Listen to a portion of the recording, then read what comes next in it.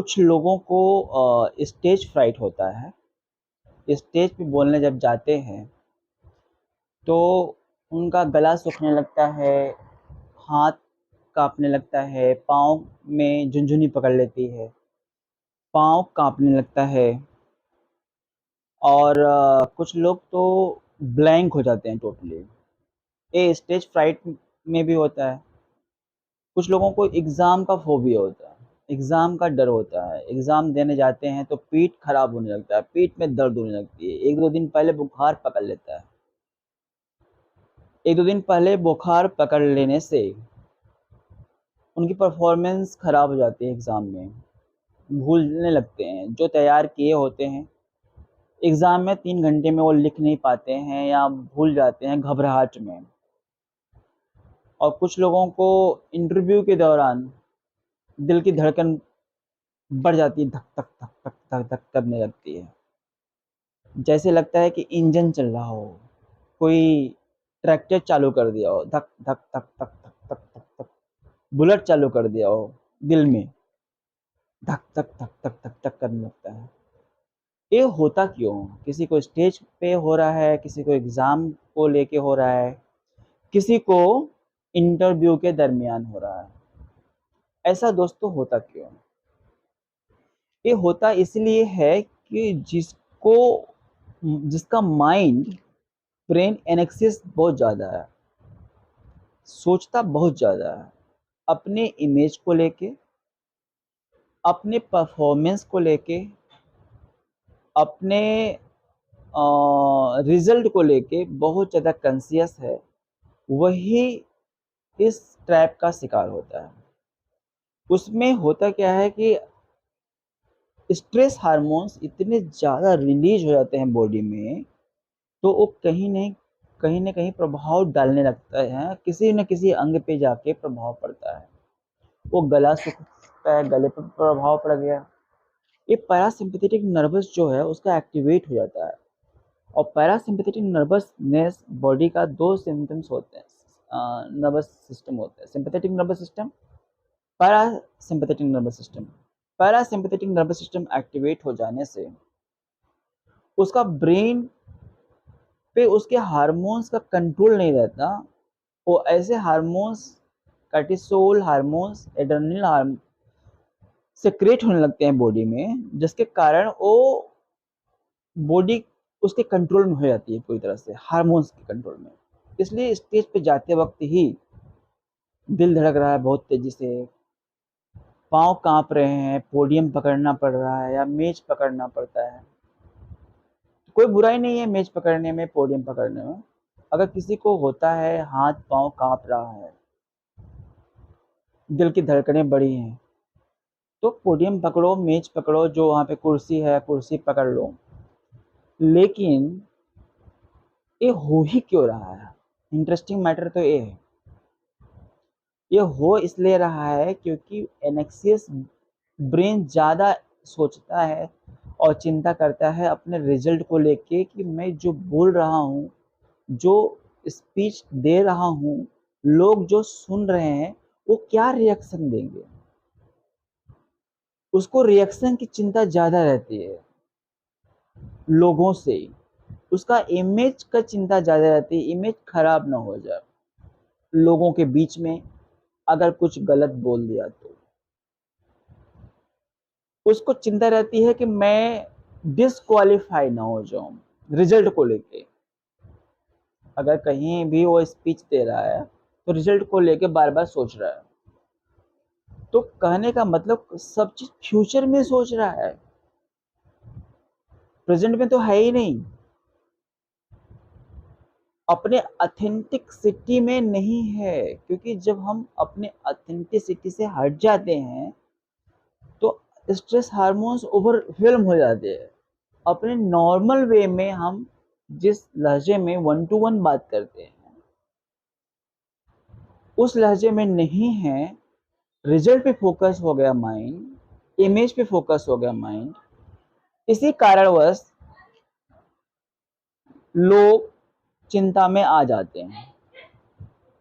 वो चिंता में आने के बाद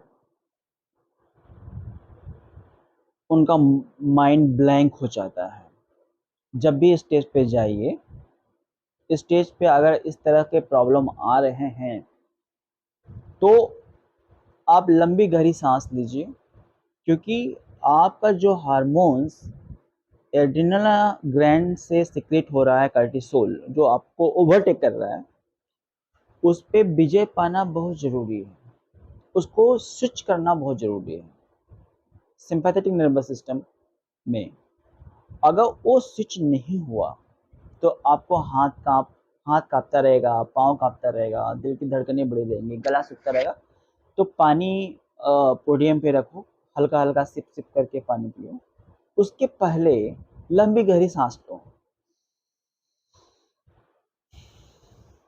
लंबी गहरी सांस लेने से 10-15 बार आपका जो हार्मोन्स आपको ओवरटेक कर रहा है, कार्टिसोल हार्मोन्स, स्ट्रेस हार्मोन्स, वो चीज़ से आप बच पाओगे। क्योंकि वो अगर कार्टिसोल हार्मोन्स कोई बेकार हार्मोन्स नहीं है, वो स्ट्रेस हार्मोन्स है।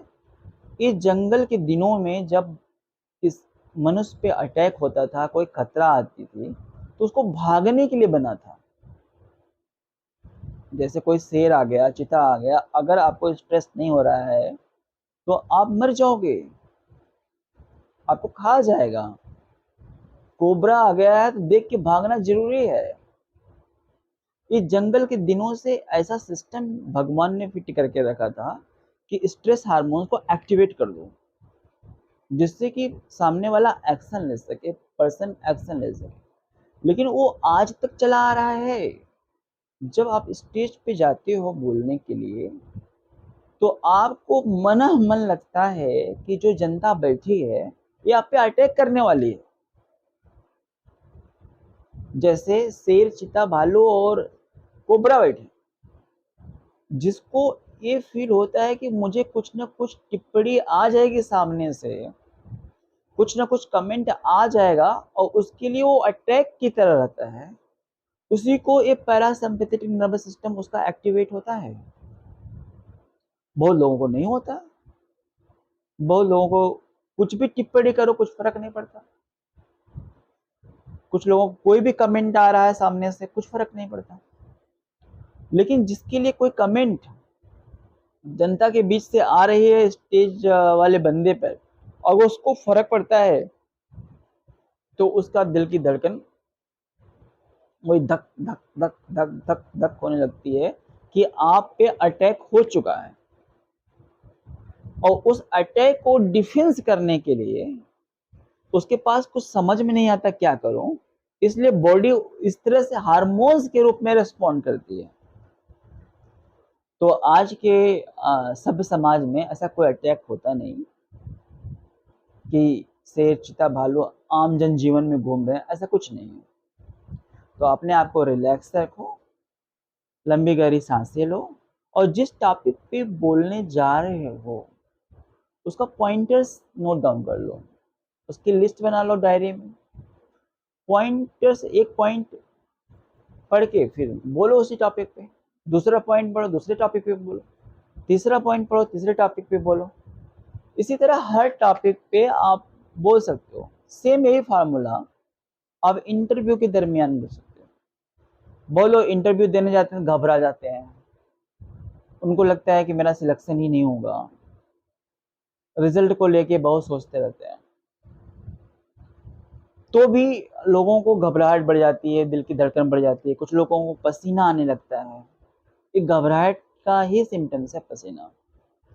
कुछ लोगों का पेट दुखने लगता है तो उसको सिगरेट, कुछ लोग जाते हैं इंटरव्यू के पहले सिगरेट पीते हैं स्ट्रेस को कम करने के लिए, कुछ लोग चाय पीने लेते हैं, कुछ लोग लंबी गहरी सांसें लेते हैं। हेल्दी वे में लंबी गहरी सांसें लो, सिगरेट पीने की, चाय पीने की जरूरत ही भी नहीं पड़ेगी, तो भी ब्रेन नॉर्मल स्टेट में आ जाएगा। और ज़्यादातर रिजल्ट को लेकर सोचो ही मत। ये सोचो कि हम क्या सर्विसेज देंगे सामने वाले को, उस सर्विसेज की बात करें, बेहतर होगा। और जो एग्जाम फोबिया है उसी को होता है जिसको इंटरव्यू में प्रॉब्लम हो रही है, स्टेज फ्राइट में प्रॉब्लम हो रही है, उसी को ही एग्जाम फोबिया का प्रॉब्लम होता है। एग्जाम को लेके और बहुत कॉन्शियस रहता है, और इतना ज़्यादा कॉन्शियस होने के कारण स्ट्रेस हार्मोन फिर भी कब्जा कर लेता है। और जब जब स्ट्रेस हार्मोन कब्जा कर लेता है आपके माइंड पे, वो शरीर में वो ट्रांसफर होने लगता है। फिर हर गेम शुरू हो रहा है माइंड से, तो माइंड के पर कंट्रोल करना बहुत जरूरी है, तभी आप उस घबराहट से, बेचैनी से, हाथ पांव कांपने से दूर हो पाएंगे। इसको ज़्यादा ज़रूरी है, थोड़ा सा एक्सरसाइज करो, योग करो, प्राणायाम करो, जिससे कि आपके अंदर वो पैरासिम्पैथेटिक नर्वस सिस्टम एक्टिवेट ही कम हो। जो डंबल मारते हैं, एक्सरसाइज करते हैं, इससे dopamine, oxytocin, endorphin, happy hormones create हो जाए। Cortisol stress hormones. अगर आपको कहीं स्टेज पे बोलना हो, उसके 1-2 दिन पहले आप जॉगिंग कर लो, या उसके 1 दिन पहले या 2 घंटे पहले थोड़ा सा एक्सरसाइज कर लो, हल्का सा। तो हैप्पी हार्मोन्स जो क्रिएट होता है, तो वो ओवरटेक होने ही नहीं देता स्ट्रेस हार्मोन्स को। ये दोनों हार्मोन्स आपके जीवन के लिए बहुत ज़रूरी होते हैं, हमारे जीवन के लिए बहुत ज़रूरी होते हैं, क्योंकि हैप्पीनेस अगर आती है बहुत ज़्यादा अच्छा रहती है, तो स्ट्रेस नहीं आता। स्ट्रेस जब आती है तो हैप्पीनेस गायब हो जाती है। हैप्पीनेस ही इतना बढ़ा लो, स्ट्रेस आए भी तो पता नहीं चले।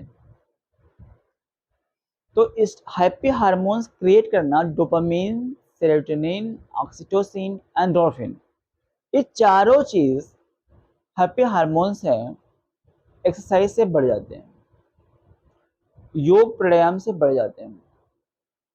उसको कर लो तो आपके अंदर हैप्पीनेस लबालब भरा रहेगा, तो स्ट्रेस आएगा भी नहीं, और स्ट्रेस आएगा भी तो आपके शरीर के लेवल पे आपको ओवरटेक नहीं करेगा।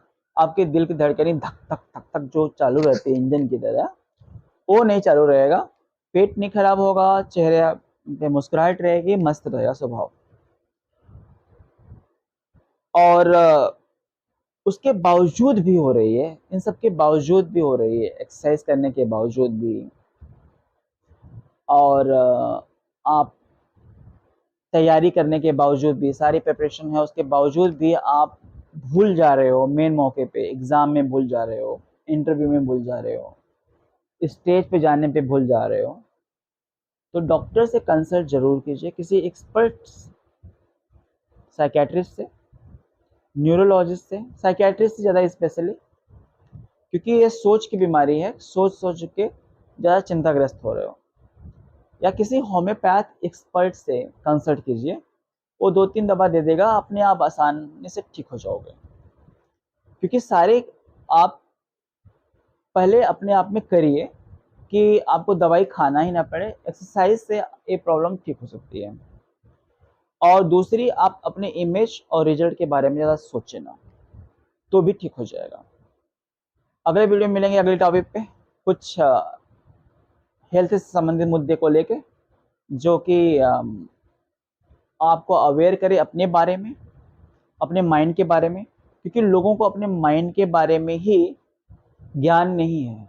क्योंकि ज़्यादातर हमारे समाज में सब्जेक्ट पढ़ाए जाते हैं, physics, chemistry, zoology, botany, Hindi, English, Marathi, सारा सब्जेक्ट पढ़ाया जाता है, लेकिन ये नहीं पढ़ाया जाता है कि अपने माइंड को कैसे नियंत्रित रखें, अपने माइंड को कैसे कंट्रोल करें, अपने माइंड को समझें कैसे, कि हमारा माइंड ऑपरेट कैसे करता है। हर आदमी इंडिविजुअल है, बिकॉज सबका डीएनए अलग है, और हर डीएनए अलग तरीके से रिस्पॉन्ड कर रहा है। आपके लिए क्या अच्छा लगता है जरूरी नहीं है दूसरे के लिए भी वो काम करता हो। हर आदमी का भोजन अलग है, टेस्ट अलग है, हर आदमी अलग अलग भोजन लाइक करता है। किसी को तीखा अच्छा लग रहा है, किसी को मीठा अच्छा लग रहा है, किसी को खट्टा अच्छा लग रहा है, किसी को स्पाइसी अच्छा लग रहा है, किसी को नमकीन अच्छा लग रहा है, किसी को सादा भोजन अच्छा लग रहा है। जीभ तो एक ही है, स्वाद एक ही आते, स्वाद ग्रंथियाँ एक ही हैं, लेकिन पसंद अलग-अलग है। इसी तरह से हम किसी भी स्ट्रेस को पे हर आदमी स्ट्रेसफुल नहीं होता सर, हर आदमी अलग-अलग रिस्पॉन्ड करता है। तो हम अगले वीडियो में बनाएँगे कुछ अच्छे टॉपिक पे, तब तक के लिए जय हिंद, जय भारत।